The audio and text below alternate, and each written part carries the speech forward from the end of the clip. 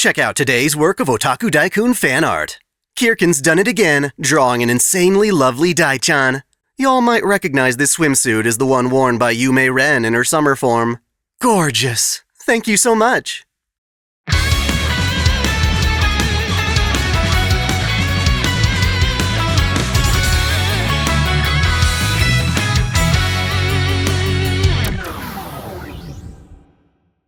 Welcome back to OtakuDaiKun. Dai here. Today's video is brought to you by my $50 member, SF Giants fan Mike, over on Subscribestar. He told me he wanted to know more about Fate Stay Night's various bad endings, and whether or not there's any interesting lore tucked behind them. We'll be having a lot of fun at Shiro's expense, as I'll be going over all 40 of the visual novel's bad endings. These endings are often strange and fascinating, so it'll be cool to finally comment on them. For a guy like Shiro who has the healing power of Avalon, it's hard to believe he can die so many times and in so many different ways. It's definitely not always consistent. He can have all of his organs torn open by Heracles and survive, yet a fall from a 3-story building is too much for him to recover from. Very strange. Also, some of these endings wind up quite lengthy, describing events that really do expand the story. Players are encouraged to reach all of these endings, each one commemorated with a humorous Tiger Dojo skit. Collecting all the Tiger stamps unlocks the true ending to the Fate route, so for me it's not even optional content. Let's take a look. We'll start with the Fate route. Right at the start of the story, Shiro is given the choice to fight in the Grail War or relinquish his command seals. If you choose the latter, Shiro says he can't participate, as that would involve killing people. In response, Kirei goes ahead and forcibly removes 2 of Shiro's command spells, literally sinking his hand into Shiro's arm and painfully extracting them. With the operation a success, Kirei tells Shiro to use up his last command seal, voiding his contract with Saber. Kirei also offers protection at the church, but Shiro rejects it, believing none of the other masters would have a reason to kill him if he's not even participating. He steps outside the church and tells Saber he's giving up the fight. She threatens to kill him and use his body to preserve the contract, but she ultimately accepts his decision. So cool, we've cleanly cut ties, but that doesn't mean we're safe. As you'd know from the main story, Ilya and Heracles are waiting just a ways away from the church. She don't care whether Shiro's a master or not, and promptly has Heracles lop off one of his arms, mangle his legs, and launch one of his lungs 50 meters away. For funsies, Ilya curses Shiro so that he's forced to remain conscious through all of the pain, unless his head is crushed. As such, he has to feel the pain, as Heracles literally flattens his body. He's compressed so much that Ilya can pick him up and take him home. Christ! I guess this doesn't count as a death, but something much worse. As we go through these, I'll be keeping a tab of who's responsible for Shiro's suffering in each one. Turns out Ilya's to blame for a lot of them. Tiger Dojo number 2 is reached when, during the fight against Heracles, we choose to protect Rin instead of Saber. We grab Tosaka and make a run for it, but apparently this leaves us vulnerable. When Heracles targets us, Rin tries to save Shiro and gets impaled by Heracles' giant sword. Coughing up blood, Rin tells us to run to the church, and along our way Heracles catches up and launches us into the graveyard. Shiro's spine is broken, but he's still alive. As his consciousness fades, Ilya abducts him and vows to turn him into a doll she can continually torture. Lore-wise, these Ilya kills make sense, since she's venting her hatred for Kiritsugu onto us. She wants to show Shiro how good he's had it, while she had to suffer. Number 3 occurs, oddly enough, when we choose to agree with Saber's desire to investigate Ryudo Temple. Sadly, Shiro has next to no magical resistance, and the temple is Caster's domain. So when we go there, he is teleported directly to Medea. She immediately slices into Shiro with her dagger and amputates his arm to steal his command spells. No longer contracted with Saber, Avalon doesn't protect Shiro, so he dies after falling into the nearby pond. This happens because at this point, Saber hasn't recovered from her previous fight, and Archer is incapacitated for much of this route, meaning there's nobody to save him. Number 4 occurs when Shinji and Medusa activate the Blood Fort at school. If you get cocky and choose to go on the offensive, Medusa quickly stabs you in the back of the head and proceeds to drink your blood. I guess even Avalon can't help you when all your energy is being consumed. Number 5 occurs during the same fight. Remaining defensive lets you stay alive, until Ryder kicks you out the window of the school's 3rd story.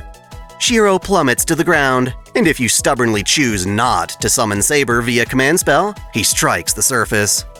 Oddly enough, as Shiro dies, he gets a glimpse of his own body pierced by tons of swords. Apparently, it wasn't the fall itself that killed him, but rather the fall triggered what I assume is his origin of sword to awaken. Instead of normal damage, Shiro's body melts along with his command spells. I'm afraid that's really all I can say. We know his body becomes made of swords as he takes damage in Heaven's Feel, but it's still strange. You'd think Avalon could still heal him, but I guess it's more effective the closer Artoria is to him. The healing does have its limits after all, but I must admit those limits are more plot convenience than solid world building. Number 6 occurs when Artoria and Medusa are fighting atop the skyscraper. Shiro is at the bottom of the building and can choose to give chase or to stay put. Staying put causes Artoria to win the fight with Excalibur, but we never actually see it happen. The next day, Emiya kidnaps Shiro and seems to transfer him into a doll. It's not the only time she'll do this. In a similar manner, number 7 occurs after Emiya kidnaps Shiro and first tries to get him to consent to being her familiar. If you agree to her request, she still transfers his mind into a doll, but this time she's happy about it since she feels she got prior consent. I'm sorry, Emiya, but that's not how this works. Number 8 occurs during Artoria's battle against Heracles in the Ainsburn Forest. She tries to use Excalibur on Heracles. If you don't stop her, she expends all of her remaining mana, which isn't enough to kill her opponent. She's beaten to a pulp by Heracles, and Emiya says she'll let Rin escape if Shiro agrees to die. Regardless, Heracles lops off Shiro's legs so he can't escape and crushes Rin to death. Number 9 occurs when Medea begins her assault on Shiro's house. Artoria is confident she can take on Castor by herself, and since Shiro's magic resistance sucks, he chooses to let her go and instead protects Rin and Emiya. The logic makes sense, except Shiro doesn't know that Medea's noble phantasm is Rule Breaker, which can sever bonds between a master and servant. As such, Shiro suddenly notices his command spells vanish, and when he runs up to Saber just a moment later, she reluctantly slashes him worse than she does in Unlimited Blade Works. Number 10 is very similar. Even if we follow Saber into battle against Medea, the threat of Rule Breaker is still there. If Shiro doesn't notice it's a trap on time, and instead gets cocky about Artoria's chance of winning, Medea will whip out Rule Breaker and steal Saber away. Once more, Saber kills Shiro, crying while doing so. Now, while Artoria committed these last 2 kills, the ultimate blame falls on Medea, so I'll tally it as such. It's not poor Saber's fault. Number 11 is just pathetic, really.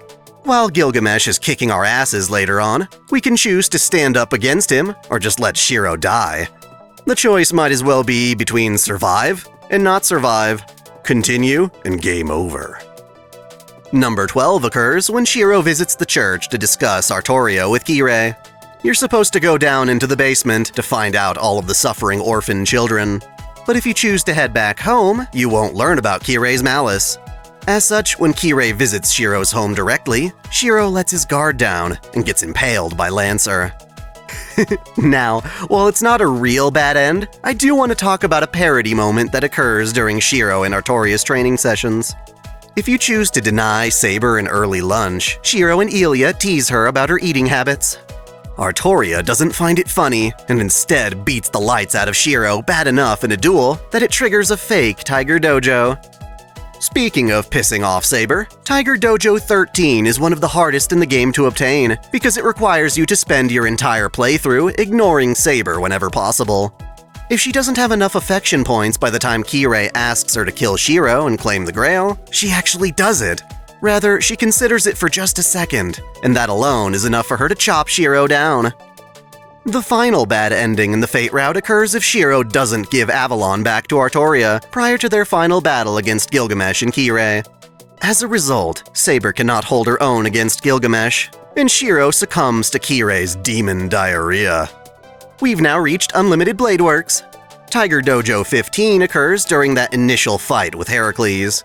If we do what Rin says and run away from the battle, Artoria loses the fight, leaving Shiro vulnerable to assassination from Lancer. In other terms, don't be a coward. Number 16 occurs when Rin gets fed up with Shiro's naivete and fights him after school. If you choose to jump to the stairs, Shiro is struck by Rin's Gundo shots and falls unconscious. Instead of killing you, she tampers with your memories, erasing your knowledge of both Rin herself and the Grail War. None the wiser, he returns to his peaceful school life. Makes me wonder how Saber felt about that. Number 17 occurs when Shiro confronts Medusa in the woods just outside of school. For once, it seems that Shiro's reluctance to rely on Saber actually pays off, because during this fight, Medusa is specifically waiting for Shiro to try and use his command spells. The moment he does, she rips off his arm. Without his servant contract, Shiro suffers irreparable brain damage due to blood loss. Number 18 occurs if Shiro decides to ask his buddy Issei about the mysterious woman living at Ryudo Temple. Turns out that Medea had placed a mind control spell on the temple's residents that would activate should someone inquire too deeply about her. It compels Issei to slice Shiro and kill himself with a knife. This ending is especially creepy, but considering Shiro's been injured worse before, I don't see why Avalon wouldn't have kept him safe. Sure, Artoria's back at home, but it's a bit silly. Number 19 is much more brutal. During our first fight with Kuzuki, if Shiro chooses to try and help Artoria instead of Rin, Kuzuki takes advantage of his distraction to punch his foot off, pierce Rin's chest, and slam down on her head so hard it decapitates her. Kuzuki then finishes Shiro by puncturing his chest. Assuming Artoria also lost this fight, it makes sense that Shiro would die here. Number 20 occurs when Medea kidnaps Taiga. If you agree to cooperate with her, she puts you into a catatonic slumber and uses Artoria to secure the Grail. For whatever reason, she keeps Shiro alive as a limbless corpse, floating in a tube, and it's only thanks to Rin that he's put out of his misery. This is one of the endings I'd love to see visually, as it definitely seems like nightmare fuel. Number 21 occurs if Shiro decides to visit the church for advice, unaware that it's become Medea's new base of operations. No matter what you try, since you went alone, there is no hope. Medea declares she will amputate Shiro's limbs and use him as a magic wand for projection magic. Practical yet horrifying. Number 22 occurs when Shiro visits the church while Rin and Archer are there. If you get impatient and rush in on them, Kuzuki notes that the fight is now unbalanced and advises they employ Saber, whom Medea can now control with command spells. Despite having class advantage, Archer has more or less given up on the fight before it starts, and it's assumed we all perish, though we don't see the actual outcome. Number 23 occurs if you reject Lancer's help in the latter part of the story. Without any servants on your side, when you return to the church, you try to fight Archer alone and fail. Turns out that fight between Archer and Lancer is really important. The last bad end in Unlimited Blade Works occurs when Gilgamesh is being sucked into the corrupt Grail and is clinging on to Shiro via Enkidu. You can choose to sacrifice yourself, letting both Shiro and Gilgamesh be dragged in. He experiences visions of Angra Mainyu as his body is consumed. While this is practically a suicide, I'm still counting this as Gilgamesh's fault. Heaven's Feel has by far the most bad endings. Number 25 occurs if Shiro doesn't spend enough time with Sakura. When he goes out into the city without visiting her, he is ultimately swallowed up by the shadow. Technically, I'm going to count all of Sakura's kills as Zokin's kills, since he's the one that made her into a Grail vessel in the first place. Number 26 is not influenced by any one choice in particular, but if you fail to build your relationship with Elia, she'll become worried that the Shadow is recruiting too many servants. She goes to your house and does her usual thing, killing Shiro's body and sticking his mind into a doll. I assume this is so she can steal Saber before her enemy can. Number 27 occurs if Shiro decides to attack Zokin at Ryudo Temple without waiting for or summoning Saber. The attack fails, as Shiro is swarmed by bugs and devoured by penis worms. Number 28 occurs if Shiro refuses to ask Tosaka for help. He considers it his own problem to solve, meaning that when Shinji calls him to the school, he goes without any support. While Medusa doesn't respect Shinji at all, she ultimately deems Shiro is too weak to save Sakura and breaks his neck with her chain. Similarly, number 29 occurs during the same fight if you decide to charge Medusa with your eyes closed in an attempt to repel her mystic eyes. Apparently, it doesn't work that way. Even with eyes closed, looking at Medusa will result in petrification. She even says it's a curse to look at her in any way. That's kinda sketch though. Didn't Perseus use his mirrored shield to avoid being petrified? I guess noble phantasms are an exception to the rule. So it's clear we need Rin's help, but that doesn't mean we should do anything to get her aid. Number 31, yes, we're doing this slightly out of order, occurs when you pledge total obedience to her. She places a gesh upon Shiro, making it literally impossible for him to oppose her.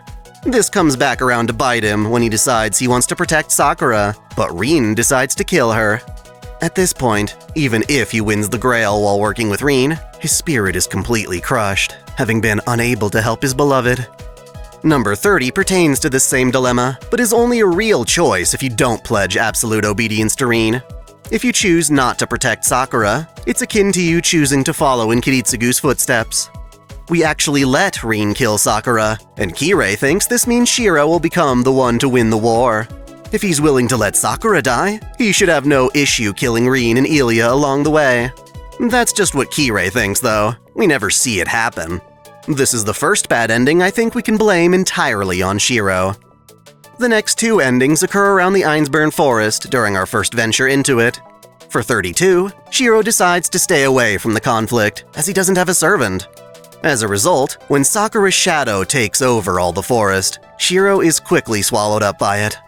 In 33, Shiro does join the others, but ignores Archer's order to protect Emiya. Instead, when he goes to help Rin, they are all caught in the shadow's explosion and devoured. Whoops! Number 34 occurs if Shiro rejects Zokin's invitation to discuss Sakura. This means that Shiro doesn't learn the truth of the shadow, and the following evening, the shadow kills both Shiro and Emiya. I imagine this is Zokin's doing. While he's not in direct control over Sakura, he does seem somewhat able to manipulate the shadow's behavior. Assuming we do go visit Zokin, he tells us that if we want to stop the shadow's rampage, we'll have to kill Sakura. Number 35 occurs if Shiro attempts to bring his knife down into Sakura's throat. It's a pretty dumb decision, considering he should have known that Medusa was watching and would never let anyone harm her beloved Sakura. Number 36 is pathetic. Shiro can just choose to give up the Grail War and any hope of saving Sakura. Lame! Number 37 occurs if Shiro rejects Kirei's help in rescuing Emiya. He goes it alone and gets killed by Hassan inside the mansion. By far the most famous of these bad endings is Sparks Liner High, number 38. It's not even classified as a bad ending, it just says end. It occurs if Shiro does not form a partnership with Medusa going into the final battle. This leaves him fighting Saber Alter in a one-on-one duel to the death. By tapping into Archer's memories deeper and deeper, Shiro can hold his own through repeated projections, and he ultimately strikes Artoria with a fatal blow. Sadly, all these projections have essentially fried Shiro's brain, rendering him brain dead, unable to deliver a killing strike. Artoria has the chance to heal from her wound, but she no longer has the will to live now that Shiro's toast. Number 39 deals with the same battle, except now you've got Medusa's help. Her plan for victory hinges upon Shiro staying out of the fight until the very last possible second, only acting if Artoria unleashes Excalibur Morgan. If you choose to jump into the fight too early, Artoria just chops off Shiro's arm and finishes him off. The last bad ending, number 40, occurs if Shiro hesitates to bring his blade down on Artoria at the end of their fight. Because of this, Artoria escapes and helps Sakura defeat Rin.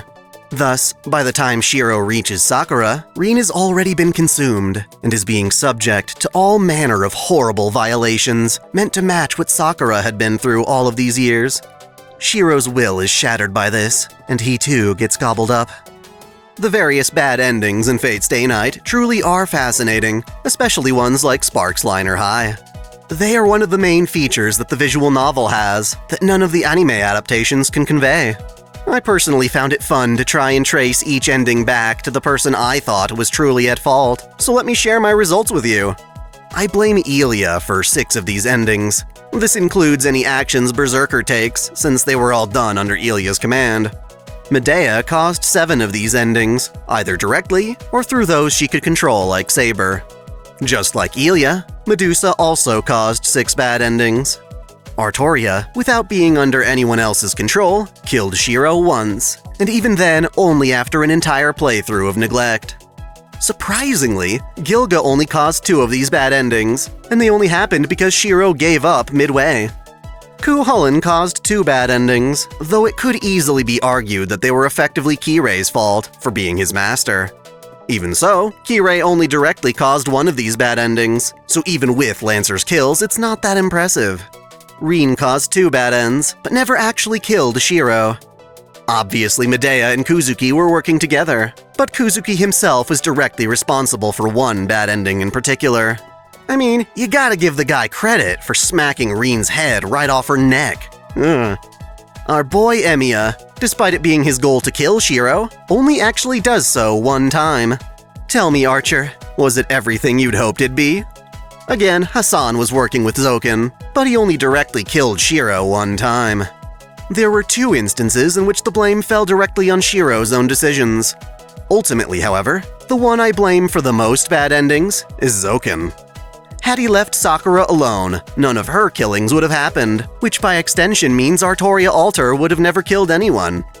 Altogether, I blame him for 8 of these bad endings. Of course, we could definitely argue fault on a semantic level, but I'm willing to justify my ruling. So there you have it. Going into the comments, I want to ask you all 2 main questions. First, what is your favorite ending and why? And second, which ending do you think was the most morbid or depressing? As in, which ending would you least want to be in Shiro's shoes for? Oh, and as thanks for sticking with me to the end of the video, here's a compilation of all of Shiro's bad ending screams.